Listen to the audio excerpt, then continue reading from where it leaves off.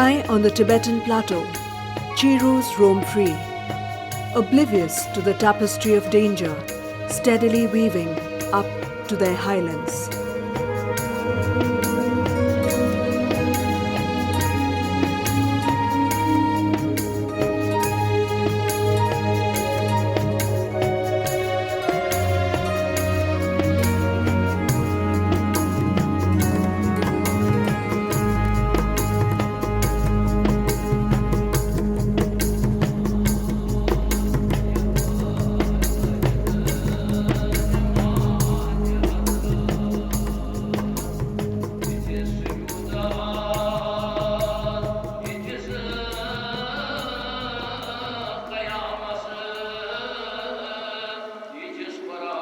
Fayaz lives in Srinagar, Kashmir, India's northernmost frontier.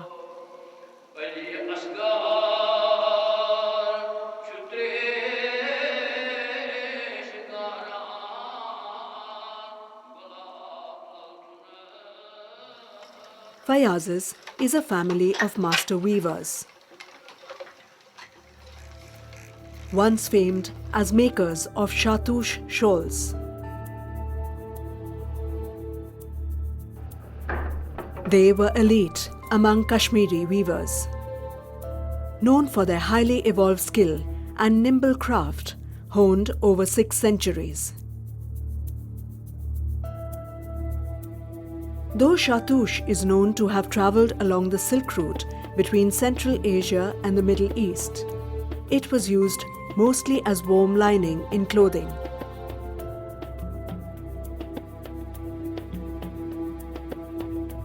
It is only in Kashmir that the weaving community evolved a process to transform this wool into a fabric as fine as art.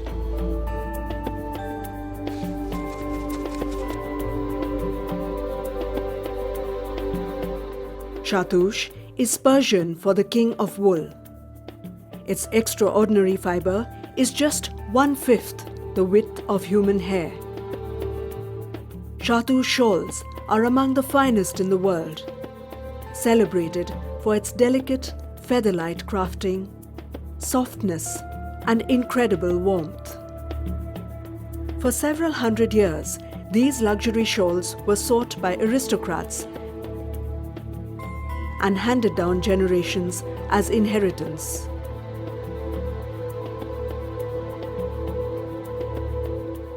Till the late 1980s, Shahtoosh shawls continued to be a status symbol not only in high society India, but increasingly across the world. Priced between $800 to $5,000 in India, these shawls have been known to fetch up to $17,600 in the international market. But where did this magic fibre come from? What was the real story?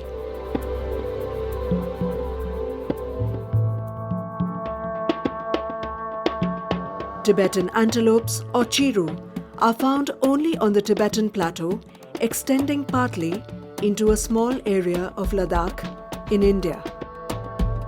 The average altitude here is about 4,500 meters, and winter temperatures can dip to -40 degrees centigrade. These animals, related to the sheep family, have a thick underfleece which helps them adapt to the extreme cold.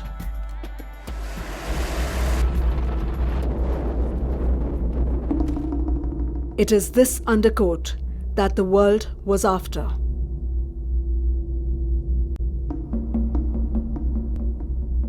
In the early 1990s, renowned wildlife biologist George Schaller confirmed the gruesome link between the fleece of the Chiru and this wonder yarn. At the time, up to 20,000 were found slaughtered on remote Tibetan slopes. For every 150 grams of wool, 3 Chirus were killed. From 65,000 in the 1990s, the Chiru's survival was now precarious.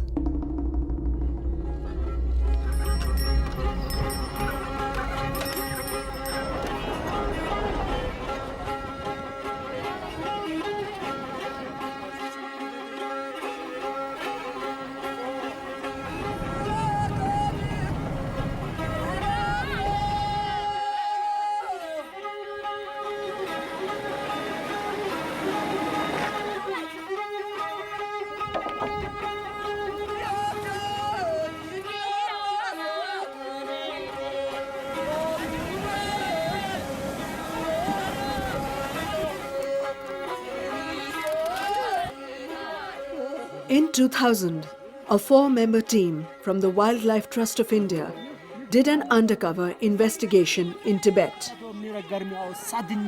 Along the way, we started getting evidence of a very large-scale trade in Shahtoosh that was happening in Tibet and moving out of, say, places like Gertse, where we found huge caches of skins lying in people's backyards. Shahtoosh fleece was available for sale even for regular travelers. So when we moved into Taglakot, for example, we found a couple of traders there who were willing to send us, about 100 kgs a month or 200 kgs a month, maybe more than that if we wanted easily.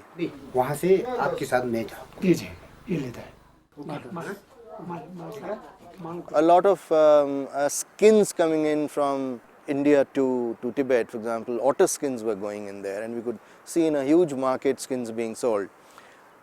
So there was a fairly close link, sort of an illegal trade link that was between the two countries that had been probably on for centuries. In April 2001, Chinese forestry police confiscated over 20,756 Chiru pelts. In August 2001, I4 and WTI released their report and campaign, Wrap Up the Trade. It is only in 2002 that a conclusive ban was imposed on the international Shahtoosh trade, despite a law being in place since 1976. This ban now included a focused legislation in Jammu and Kashmir.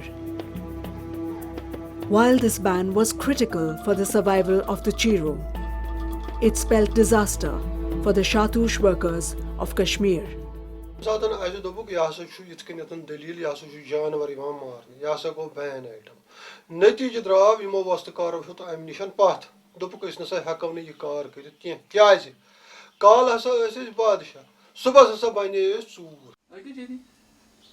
Shahtoosh wool traditionally found its way to Kashmir across thousands of kilometers. Vast amounts continue to be routed surreptitiously through Nepal and Delhi. Traders weigh this wool and give it to skilled separators who clean it in their homes and earn Rs 50 for about 50 grams cleaned in a day.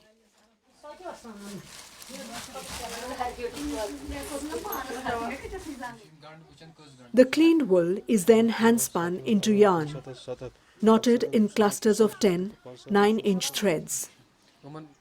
Spinners are paid ₹1 per knot. These workers do not have to pay traders for the wool they work and are instead paid well for their skill. Backbone इसकी इस trade की मानी जाती थी शाहतूश, उसमें पश्मीना से almost double wages मिलती थी.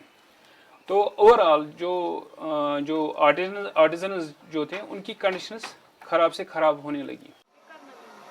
Thousands of people are involved in different aspects of this delicate home-based craft.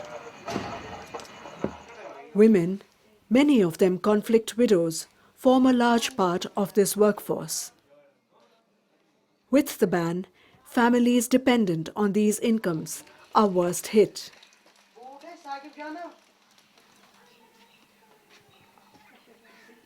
At 70, Zubeda now struggles to keep her family afloat.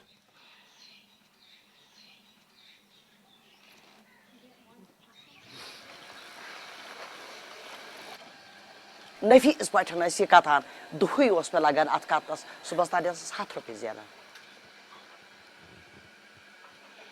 Agar cham tos wol tos di hai atas hi jaan janan 2 te 3 te to atas nas bient nas kanchis tos was yal. Bachas is garibi chon ka is bachas. Zar mien chika sab dunya se deshas agar bachach na ch basan jay na ch man shiren bicharen ka cheez ke poz wo nai ami wode am 4 rupaya asyak 10 rupiya nai asyak bas wazak parn dabak talim karta magar bachas gari.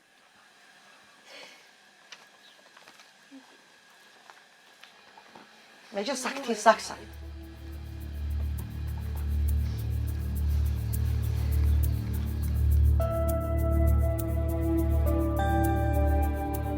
It soon became clear that for the ban to be genuinely successful, the livelihood of thousands of these people needed to be secured. To assess the situation on the ground, WTI and I4 launched a survey in the valley. Fayaz's family had urged him to stay away from this doomed trade.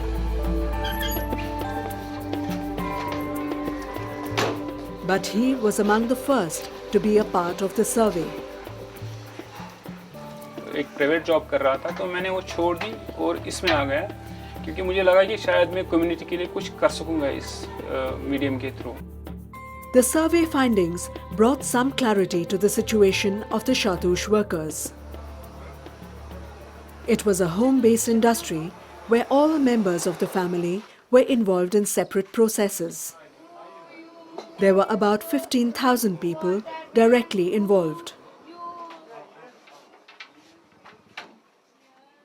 Women were the largest segment and widows were worst hit.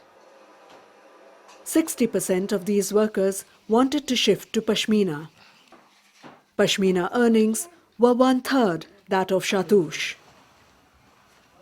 Good Pashmina then offer an alternate livelihood for displaced Shahtoosh workers.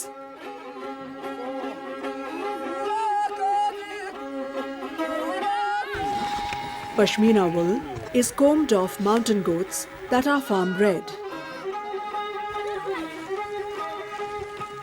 This wool comes in many grades.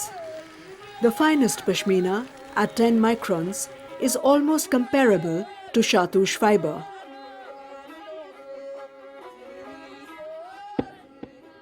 Original Kashmiri Pashmina shawls are meticulously handcrafted from this soft wool, in a process similar to Shahtoosh. However, there were a few hurdles in the transition from Shahtoosh to Pashmina employment. The earnings from Pashmina were much less than from Shahtoosh. अगर हम शाहतूश को लेते तो शाहतूश में हम monthly thousands भी कर सकते थे एक स्किलफुल पर्सन अगर होगा तो पश्मीने में तो हम उतना नहीं कर पाएंगे. With more artisans available, traders had the upper hand and could push the poultry wages down further. There is a very strong manufacturer and a trader lobby which actually ultimately makes the most profit out of this enterprise, and they are not interested in raising wages or raising or letting the profits go to the workers. Also, with Pashmina wool being much stronger and thicker, many of the famed hand processes were losing out to machines. Production centers churning imitations outside Kashmir had invaded the threshold of this Kashmiri craft, making hundreds of talented workers redundant. जो पूरी तरह से handmade होता था वो तो एक उसमें गारंटी दे सकते थे हम कि हाँ जी बस आप इसको सालों साल चला सकते हैं, सालों साल आपके पास ये प्रोडक्ट है और इसमें कोई भी आपको परेशानी नहीं. लेकिन इसमें तो गारंटी नहीं है जो मशीन से बनी है, और मशीन जितनी जितनी होती जा रही है उतना तो इफेक्ट पड़ता ही जा रहा है. अगर इसी तरह से चलता रहा तो आफ्टर सम इयर्स तो ये स्किल ही खत्म हो जाएगा. So the answer therefore lay in reviving the traditional skills, in reviving the traditional techniques, which would then be able to give the people jobs and be able to command higher prices, because Kashmir has very special skills. It is with this aim that I4 and WTI, supported by the British High Commission, brought in their interventions to conserve the Chiru and simultaneously backward integrate and preserve the livelihoods of these traditional weavers. A key group of weavers was networked to form the Kashmir Handmade Pashmina Promotion Trust. Through this, the workers themselves would now control the production and share the profit. This body would also guarantee 100% Pashmina, both in material sourcing and its handcrafting. The other strategic thrust was to promote and personify Pashmina as a globally recognized geographical brand. And that is why we went ahead to make the geographical indication of origin brand, which would be like champagne or Darjeeling tea, which has a unique flavor to a location. The initial years were a challenge to convince artisans to come on board and adopt the ideas thrown up by the project. The shift from Shahtoosh to Pashmina was not smooth. The drop in earnings was drastic, and workers were insecure about moving on from familiar ground. Unlike Shahtoosh, where they were given the wool at no cost, in Pashmina, workers had to pay traders upfront for the wool. They were therefore skeptical of investing money in Pashmina and also of becoming collective producers. It took 3 years of consistent groundwork and dialogue to get it started.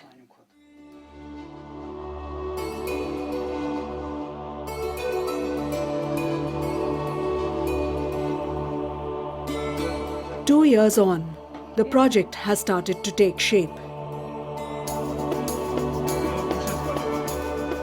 Each step of the production process is checked for quality, right from the raw wool to the final product.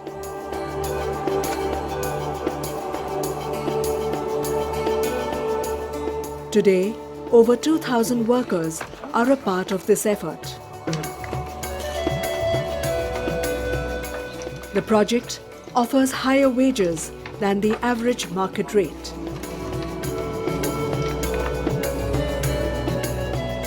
The Trust has now created its own brand of Pashmina shawls, Pashma. Pashma is the only brand which guarantees 100% not only the purity of the wool used, but also that the product is handcrafted. This has earned it the exclusive Craftmark certification.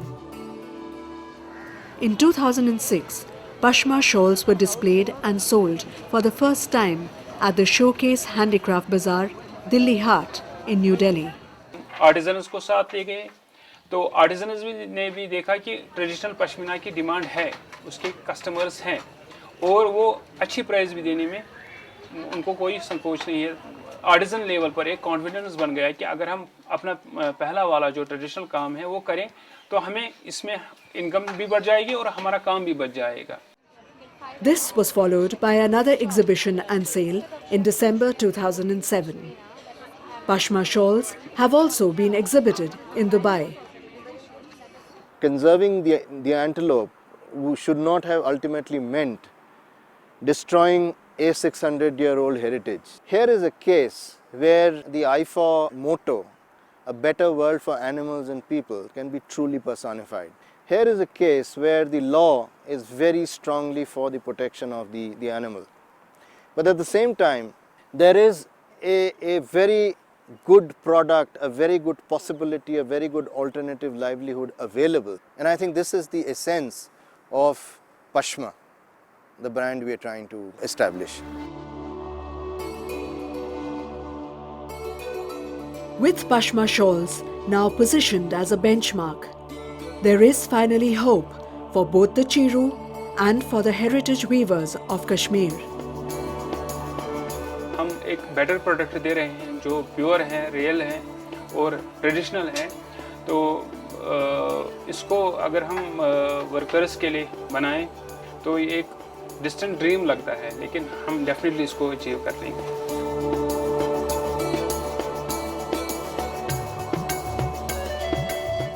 The mountains and the valley may now have a real chance of equilibrium between conservation and livelihood.